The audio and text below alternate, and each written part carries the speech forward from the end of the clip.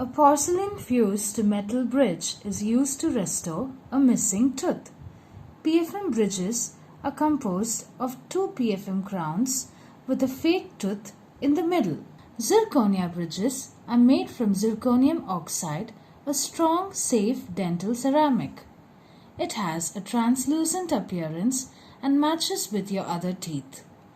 The body does not negatively react to or reject the zirconia bridge, so you do not need to worry about the bridge irritating your mouth. While porcelain fused to metal bridges have a dark metal base that appears as a black line at the edge of your gums, the zirconia bridge does not. This allows it to have a much more natural appearance.